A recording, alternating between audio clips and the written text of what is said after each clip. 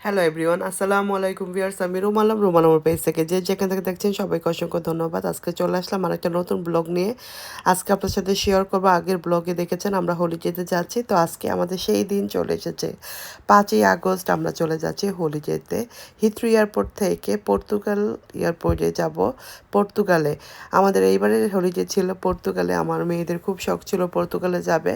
তো ছোট্ট একটা শহর পর্তুগাল। তো আজকে আমরা রওনা দিয়ে দিলাম 5ই আগস্ট। লাগেজটাকে সব ঢুকিয়ে ফেললাম গাড়িতে, আর আমরা এবার গাড়ি করে যাব হিথ্রো এয়ারপোর্টে। অনেকেই জানতে চান হিথ্রো এয়ারপোর্টে গাড়ি রাখা সেফ কিনা, তো আজকে আপনার সাথে শেয়ার করব আমার হিথ্রো এয়ারপোর্টে আমরা গাড়িটা কোথায় রেখেছিলাম। আর 5 দিনের জন্য ছিল আমাদের গাড়িটা। আলহামদুলিল্লাহ সব কিছু নিয়ে এই আজকের ভিডিওটা সাজিয়েছি। প্লেনে যেতে যেতে গল্প করতে করতে আপনার সাথে শেয়ার করব আজকে হিথ্রো এয়ারপোর্ট থেকে পর্তুগাল এয়ারপোর্ট পর্যন্ত শেয়ার করব, কারণ এরপরে ভিডিও দিতে গেলে অনেক বড় লম্বা হয়ে যাবে। তো সবাই দোয়া করবেন আমাদের জার্নিটা যেন সেফ হয়। যাই হোক, বাসার থেকে খুব তাড়াহুড়া করে বের হয়ে গিয়েছি, বুঝেনি তো প্লেনের কথা, একটু দেরি হলেই সমস্যা। তো আমরা সকাল 7:30টায় বের হয়ে গেলাম বাসার থেকে। আমাদের 2 ঘন্টার উপরে লেগেছিল হিথ্রোতে পৌঁছাতে। নর্মালি এত সময় লাগে না, সকালের টাইমে অনেক বিজি ছিল। চলে আসলাম হিথ্রো এয়ারপোর্টে। Welcome to Heathrow airport. তো দেখতেই পারতেছেন এখানে ঢোকার পর আমি খুবই টায়ার্ড ছিলাম, ঘুমিয়ে গিয়েছিলাম, কারণ রাতে আসলে ঘুম হয়নি ভালো। আর খুব সকালে উঠে রেডি হওয়া, সব কিছু রেডি করা, মহিলা মানুষ তো বুঝছেন এখানে হেল্পিং হ্যান্ড নেই, সব কিছু লক টক করা, বাসা বাড়ি পরিষ্কার করা, খাওয়া দাওয়ার পর সব কিছু ওয়াশ করে বিন টিন ফেলে তারপর আসতে হয়। যাই হোক, এখন আমরা চলে আসছি পার্কিং এরিয়া। আর এই বাসাটা দেখে মানে ঘুম ভেঙে গেল, এত সুন্দর করে সাজিয়ে রেখেছে ফ্লাওয়ার দিয়ে, যা বলার বাইরে। ঘুম থেকে উঠে গেলাম, চলে আসছি আমরা এখন পার্কিং এরিয়াতে। এখানে আসার পর আরও 20-25 মিনিটের মতো লাগবে গাড়িটা জমা দেওয়া। গাড়ি আসবে, তারপর আমাদেরকে হিথ্রো এয়ারপোর্টে নিয়ে যাবে। 5 থেকে 7 মিনিটের ডিস্টেন্স থাকে। আর এই জায়গাটাতে আমরা প্রথম রাখলাম, এখানে মনে হয় একটু কম দামে রাখা যায়, আই এম নট শিওর। আপনাদের সাথে বিস্তারিত পরের ভিডিওতে আমি শেয়ার করবো এখানে কত টাকা কেমন প্রাইস, আমার হাজব্যান্ডের থেকে জেনে। তো যাই হোক, এখানে আমরা পার্ক করলাম, 2টা গাড়ি আমরা পার্ক করেছিলাম এখানে। তো এই যে এরকম ছোট ছোট অফিস রুম থাকে, এখানে চাবি জমা দিবেন আর এখানে আপনার গাড়িটা রেখে যাবেন, আর ওরা গাড়ি একটা আসবে, তারপর এখানে করে আমরা সবাই টার্মিনাল 2-তে আমাদের এবার ফ্লাইট ছিল। তো টার্মিনাল 2-তে চলে যাব। তো এখানে আমাদের গাড়িটা ঢুকিয়ে ফেলেছিলাম বেশি, এখন বের করতে হচ্ছে। তো 2-3 মিনিট সময় লাগলো এখান থেকে বের করতে। আমরা আসলে ভিতরের দিকে চলে আসছি, আমাদের গাড়িটা একটু সামনের দিকে থাকবে অফিসে। তো যাই হোক, এখানে দেখতেই পাচ্ছেন অনেক গাড়ি মানুষের রেখে যায়, আর এটা কিন্তু অনেক সেফ। অনেকে জিজ্ঞেস করে হিথ্রো এয়ারপোর্ট অনেক এক্সপেন্সিভ। তো যারা আসলে, আমার হাজব্যান্ড পছন্দ করে ট্যাক্সি থেকে ওর নিজের গাড়িতে ড্রাইভ করে আসা যাওয়া। তো আজকে আমাদের সাথে ছিল আমার চাচা শ্বশুর আব্দুল হাই। অনেকে হয়তো যারা নিয়মিত ব্লগ দেখেন তারা জানেন আব্দুল হাই আমার চাচা লাগে।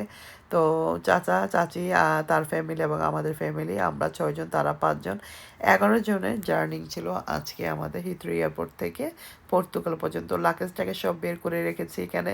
গাড়ি চলে আসবে, আমাদের গাড়ি এখানে রেখে রেখে রাখা হবে। দেখতেই পাচ্ছেন হাজার হাজার গাড়ি এখানে। তো এখান থেকে এবছর প্রথম চাচা বললো যে এখানে রাখার জন্য। আমার হাজব্যান্ড, আমরা লাস্টে আমি যখন আপনাদের দেখিয়েছিলাম 1 মাসের জন্য আমি রেখেছিলাম বাংলাদেশ থেকে আসার সময় হিথ্রো এয়ারপোর্টে। তো আমরা একটা বড় বড় সিটার কার পেয়েছি, তো আমরা সবাই এখানে ঢুকে গিয়েছি একদম গাদাগাদি করে। পরে লোক বলতেছে না, এত মানুষ আসলে একসাথে এই গাড়িতে নিবে না, এখান থেকে কিছু মানুষ বের হয়ে যেতে হবে, কারণ এটার পুলিশে ধরলে কিন্তু এদেশে অনেক সমস্যা, ফাইন দিতে হয়। তারপর আরেকটা ছোট ট্যাক্সি আসলো, তো এখানে আমি, আমার হাজব্যান্ড আর আমার ছোট ভাই, আমরা 3 জন এই গাড়িতে করে হিথ্রোর দিকে চলে যাব। তো আসলে খুবই সেফ। 10 মিনিটের মতো বা 5 মিনিটের মতো ওয়েট করেছি, তারপরে এরকম গাড়ি চলে আসবে। গাড়িতে উঠে ওনারা আপনাদেরকে নিয়ে যাবে আপনাদের ডেস্টিনেশনে, মানে হিথ্রো এয়ারপোর্টে টার্মিনাল 2-তে। তো এই তো একটু রেস্ট নিচ্ছি। আর সবাই জানেন বাংলাদেশের অবস্থা কিন্তু খুবই খারাপ। আজকে এটা স্মরণীয় দিন, 5ই আগস্ট বাংলাদেশ স্বাধীন হয়েছে, হাসিনা পালিয়ে গিয়েছে এবং সবাই খুব খুশি। আর এই নিউজটাও আমি পেয়েছিলাম যখন আমরা হিথ্রো এয়ারপোর্টে। তো তারপরে আমাদের সবারই মনটা খুব খুশি হয়ে গিয়েছে, কারণ আসলে এই হোলি যেটা আমরা করেছিলাম 8 মাস আগে, তো আসলে এটাকে আর চেঞ্জ করা হয়নি, কিন্তু বাংলাদেশে যে এত গণ্ডগোল লাগবে সেটাও আসলে বুঝতে পারিনি। দিনে দিনে দেখি বাংলাদেশের সমস্যা বাড়তেই ছিল। তো আলহামদুলিল্লাহ আজকে যেহেতু স্বাধীন হয়েছে মনটা খুব খুশি খুশি লাগতেছিল। তারপরে আমরা আসলে এখানে চলে আসলাম, হিথ্রো এয়ারপোর্টের ভিতরে ঢুকবো। বাসা থেকে কেউ নাস্তা করে আসেনি, আপনারা জানেন হিথ্রো এয়ারপোর্টে কিন্তু হালাল কোনো খাবার পাওয়া যায় না, এগ স্যান্ডউইচ আর চুনা স্যান্ডউইচ ছাড়া, চিজ স্যান্ডউইচ ছাড়া। আর যেগুলো কিনা খেতে আমার খুবই বেশি একটা ভালো লাগে না। তো যাই হোক, আমরা এই যে ঢুকতেছি, বড় একটা বিমান দেখতে পারলাম হিথ্রো এয়ারপোর্টের ভিতরে। আমরা এখন ঢুকে যাব। তো রাস্তা ক্রস করতেছি আমরা। আমরা প্রায় 9:30 বা 10টার ভিতরে পৌঁছে গিয়েছি। 11টা আমাদের ফ্লাইট ছিল। তো টার্মিনাল 2-তে আমরা ঢুকে যাব এখন সবাই। আর এখানে সবাই জানেন ইউরোপ কান্ট্রিতে কিন্তু একটা ব্যাকপ্যাক দেয়। তো এখানে আমরা একটা সুটকেস সহ ব্যাকপ্যাক আমরা মানে চুজ করেছিলাম এয়ারলাইন্সে। তো আমার হাজব্যান্ড বলেছিল অনেক এয়ারলাইন্সে জাস্ট ব্যাকপ্যাক দেয়। তো এইবার আমরা একটু 2টা পেয়েছি। আর হলিডেতে গেলে আসলে মন মতো কাপড় চোপড় নিতে পারি না, কারণ এখানে লাগেজ আবার আলাদাভাবে এক্সট্রাভাবে পে করতে হয়। এটা একটা সমস্যা।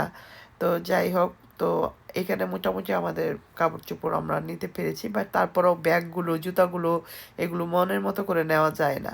হলিডেতে যাবো একটু মানে ব্যাগ জুতা পরবো এরকম কিন্তু আসলে হয় না। তো এই যে অনেক মানুষ, হাজার হাজার মানুষ সবাই হলিডেতে যাচ্ছে। তো এখানে আমরা দাঁড়িয়ে গেলাম। এখানে কোনো রেস্ট্রিকশন ছিল না, জাস্ট বলেছিল যে ওয়াটার জাতীয় জিনিসগুলো আলাদা রাখতে। তো এই যে বাসা থেকে আমি চিকেন স্যান্ডউইচ বানিয়ে নিয়েছি আর এটা খেলাম, আর আমার হাজব্যান্ড মানে খুবই খুশি। চলুন ওর মুখ থেকে শুনি কি হলো। শেখ হাসিনা, তুমি খুশি বাংলাদেশ জিতছে?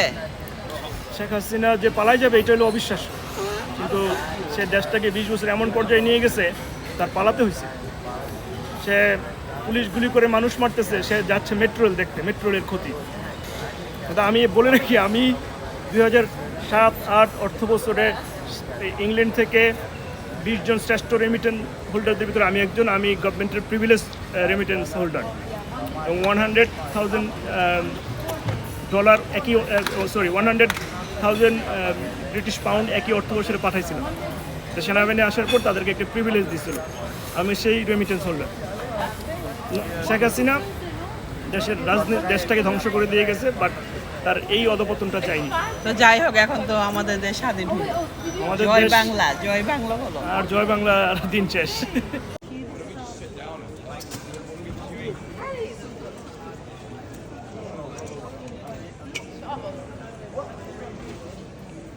তোর বাইরে আমার বাইরে ফোন করে কি বলবো, তোমরা বলতে পারো না, আমি কেন আমার বলবো? ফোন চাচা করবো, আপনি আমার- বলেন, আপনারা তো খুশি লাগতেছে না অনেক? জয় বাংলা বলেন একটু ক্যামেরাতে। চাচা টাকাই বলেন, কেমন লাগতেছে আপনার বাংলাদেশের খবর শুনে? আমার বাংলাদেশের খবর শুনি না, মানে ফিলটা কি, মানে অনেক মনে হচ্ছে না ফিলটা অনেক নাইস? কিন্তু আমি এই খুশি আমরা খুব ও চাচা এই খুশিতে পর্তুগাল যাইতেছেন গা?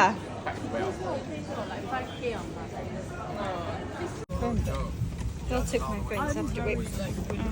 Ready? Oh, you're one of them as well. Oh, I guess fine. No, no. Like, if I'm not.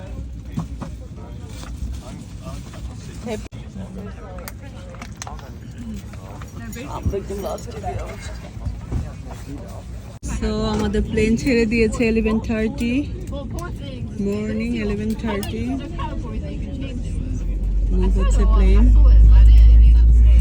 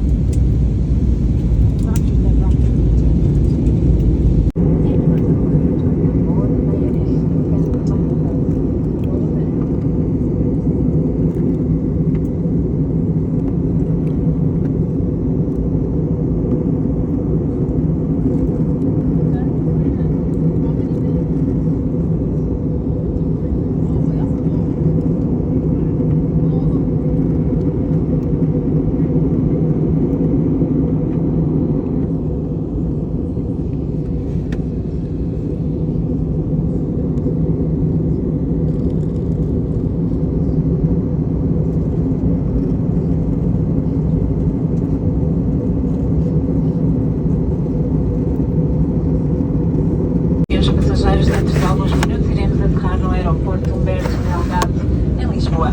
Lembramos que devem manter o cinto de segurança apertado e pedimos que recolham a mesa e direitem as costas da cadeira in your right position and open the window blind. All electronic devices must remain in airplane mode or switched off. এখন আমরা পুরো আকাশের উপরে দেখা নিচে কিছুই দেখা যাইতেছে না, অনেক দূর। আমি দেখতে পারতেছিলাম আমরা এখন পানির একদম ক্লোজ, সো আমরা একদম সমুদ্রের ক্লোজ হয়ে যাচ্ছি।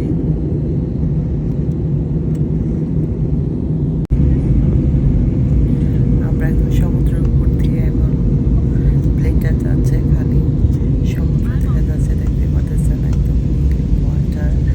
তো এই সমুদ্রের উপর দিয়ে আমরা এখন সমুদ্রের উদ্দেশ্যে রওনা দিলাম। আমার ভালো লাগতেছে। আর আমাদের 2 ঘন্টা জার্নি আসলে প্লেনে তেমন খাবার দাবার দেয় না, তো আমার বাচ্চারা লন্ডন থেকে অনেক খাবার দাবার তারা ব্যাগ প্যাক করে নিয়ে আসছে। দেখেন কত সুইট, চকলেট ক্রিপস।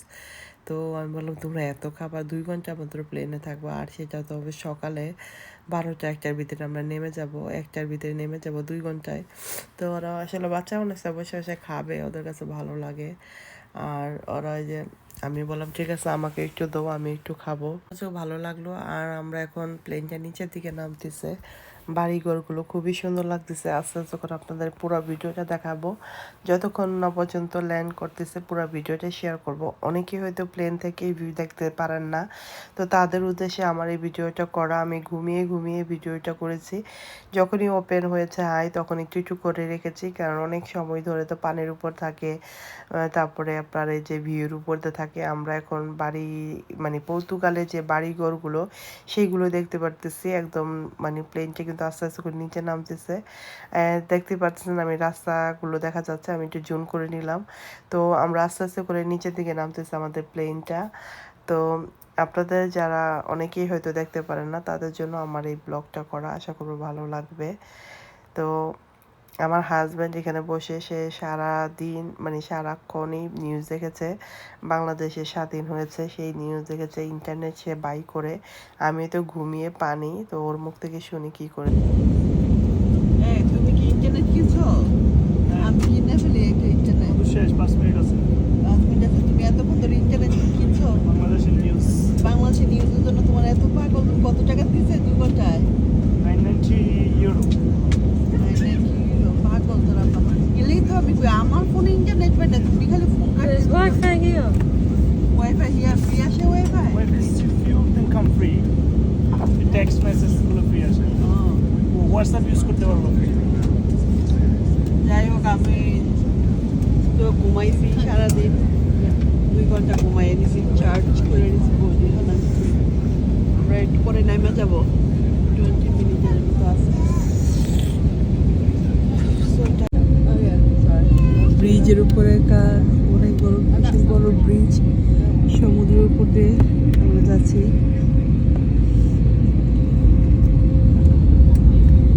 ব্রিজটা নিচের দিকে নামতে যাচ্ছে, নিচের দিকে নামতে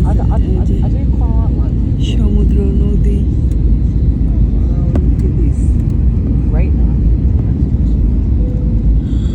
কত বড়, আমার ভয় লাগতেছে।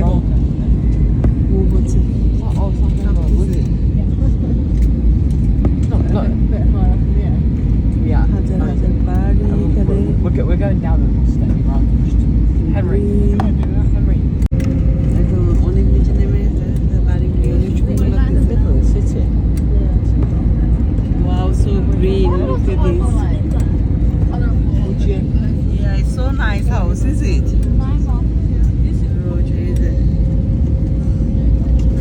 এখনই নেমে যাবে, এখনই নেমে যাবে। বাড়ি খাবার সবাই ধরো, এখন বাড়ি লেগে গেল। ল্যান্ড হয়ে গেছে আলহামদুলিল্লাহ, আমরা ল্যান্ড করে ফেলছে। দেখছো ইয়াটা পাখাটা এখন খুলে গেছে, কিন্তু মাহি দেখছো পাখাটা ওপেন হয়ে গেছে, গরম হয়ে গেছে, তো ওপেন হয়ে গেছে। কখন ওপেন হলো তো খেয়াল করলাম না। প্লেনের যে পাখাটা কিন্তু এখন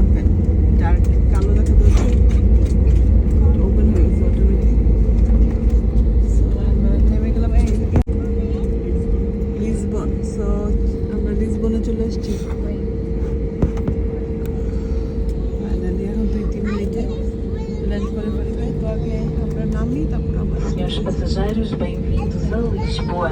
São neste momento 14 horas e 15 minutos, hora local, a mesma hora que em Londres, e a temperatura é de 29 graus Celsius. Pedimos que permaneçam sentados com o cinto de segurança apertado até que o sinal seja desligado e a tripulação dê indicação que podem desembarcar. Informamos que a partir deste momento já podem ir de companhia do grupo Star Alliance. Gostamos de vos ter so এখন কিন্তু shirt হয়ে গেছে I think আমার যেটা মনে হচ্ছে সেটা হলো প্লেনটা যখন নিচে Ladies and gentlemen, welcome to Lisbon. It's 15 minutes past 2 p.m. local time and the ground temperature is 25 degrees Celsius. Sorry, 29 degrees Celsius. We ask you to remain seated with your seatbelt fastened until the fasten seatbelt sign is turned off and the crew indicates that you can disembark. From this moment on, you can use all your electronic devices. We ask you to finally land হয়ে গেল এখন এখন সবাই উঠে যাবে আমরা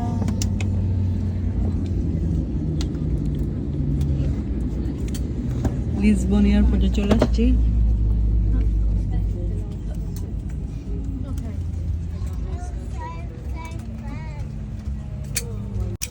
সবগুলো নামাই পেলো cabin crew doors in disarm position and cross check.